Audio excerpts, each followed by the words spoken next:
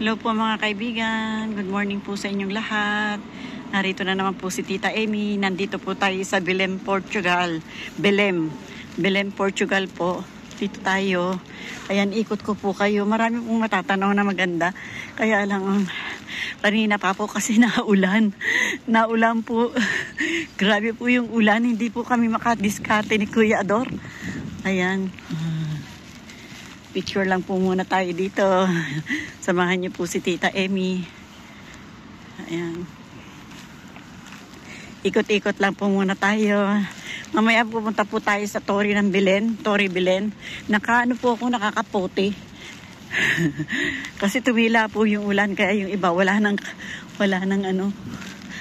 payong. Pero medyo maambon-ambon pa po. Marami pa rin namamasyal. Ganyan. Nandito tayo, sama-sama lang po tayo.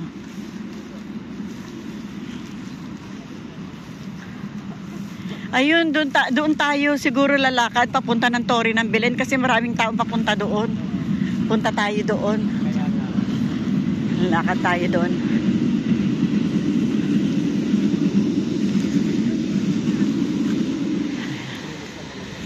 Ang bilis ng tren, no?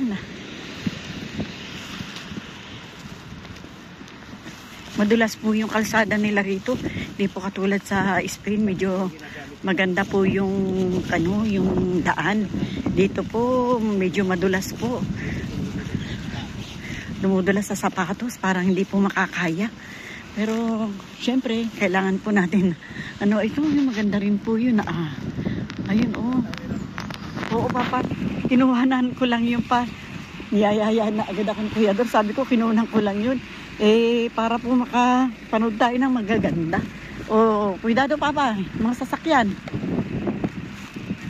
Mamaya, banat tayo ng banat.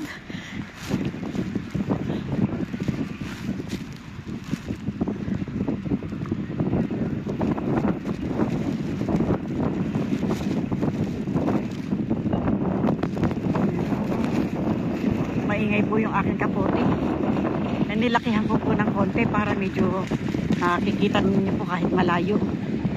Kasi sa personal po parang malapit, pero pagka nasa cellphone po para pong tag niyan, maliit. Ang ingay po ng kapote ko. Nililipad. Ayan po.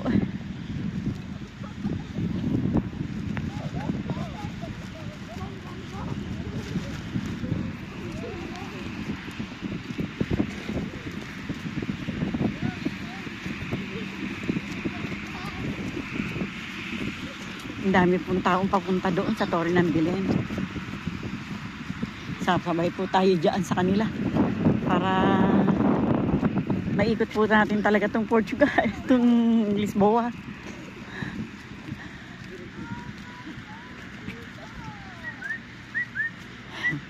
Tinatawag ni Kuya Ador yan. Halika dito. Ay, ito sa ito. Ayun po, maganda po sa tawid. Ayan.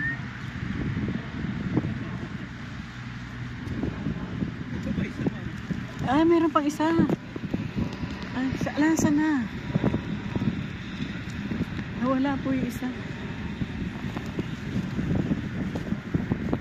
Ayan. Yan po yung isa. Pag-alagala lang po siya. Umuulan na naman po. Kawawa si Kuya Ador. Wala pong jacket. Wala po siyang kapote. Ako lang po may kapote. Ang mahal po kasi ng kapote. Manipis. Oo, nipis-nipis lang po 10 euro na. Sobra naman po sila.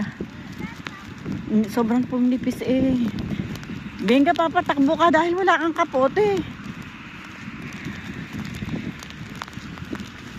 Gumawa tayo ng paraan para ikaw ay makasilong papa.